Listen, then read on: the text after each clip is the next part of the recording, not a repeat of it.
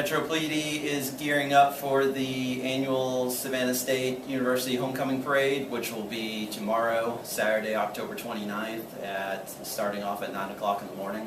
When you guys come down to the area and people come to see the parade, you're going to see road closures, of course, because of safety of both the parade entries and those that are coming down to see it. So those road closures will start at the staging area of the parade, which is going to be on East Broad Street. That staging area actually goes from Gwinnett to Liberty along East Broad and encompasses the side streets. There'll be no parking signage placed up in that area, so if you'll follow the no parking signage, because unfortunately if cars are parked in an area where they're not supposed to be, then we will have to tow them in order to successfully complete the parade's progression through the city.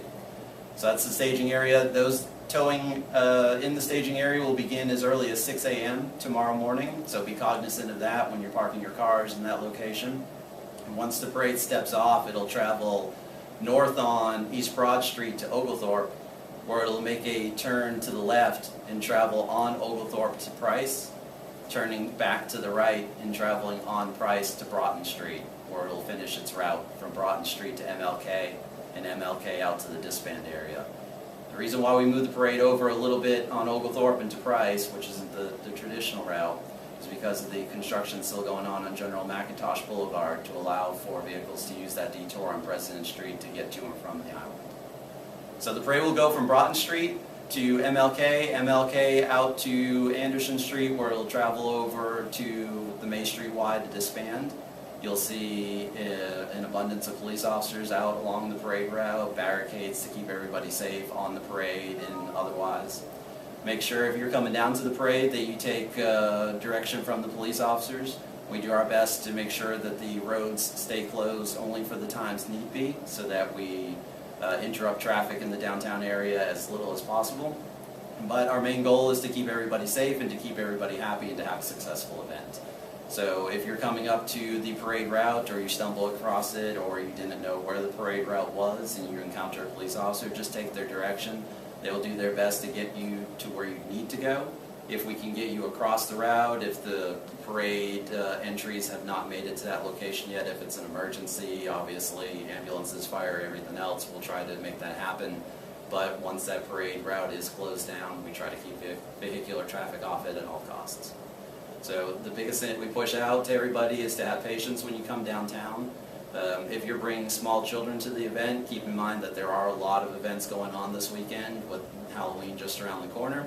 So one of the words of advice that we typically place out is to take a photo of your child and the clothing that they're wearing when they're coming to the event. In the off chance that they do turn up missing, we'll actually have a photo of what they're wearing that day, so we can pass it on to the officers and push it out on social media so that we can locate the child and reunite them with their family as quickly as possible. Our website is up to date with the parade route and the road closures. Starting tomorrow, you'll see our interactive map on the website, scmpd.org. You'll see the roads go from green to red as they close, so you can always check that to see the actual road closures as they're occurring. Also on the site are copies of the road closure flyers that we have put out along the route and in the staging area that actually show the streets that are going to be closed and where vehicles could be towed from. And again, keep in mind we start towing at 6 a.m. in the morning, so make sure that your vehicles are not parked in a no parking zone. So signage for the no parking zones were put out in we placed signage out at 2 individual periods on flyers. Those went out on Tuesday and yesterday, so Tuesday and yesterday of this week. And then today you will see the actual no parking signs get posted up along the route. So that's 3 times that all of that information was pushed out. Today those static signs will go up. And then we also do a automated call to those in and around the parade route area explaining when the parade is going to come and the no parking area situation, so that they get another added level of notice along with our website and our social media feeds about where they can and can't park. Road closures will start in the staging area at 6 a.m. in the morning. The parade will step off at 9 a.m. You'll see the entirety of the route closed around 8:45. We expect the parade to end somewhere around 1 or 2 p.m. in the afternoon, just depending on how quickly the parade moves and how many entries there are. So typically around 1 or 2 is when we finish up. The roads will open as the last entry of the parade crosses by.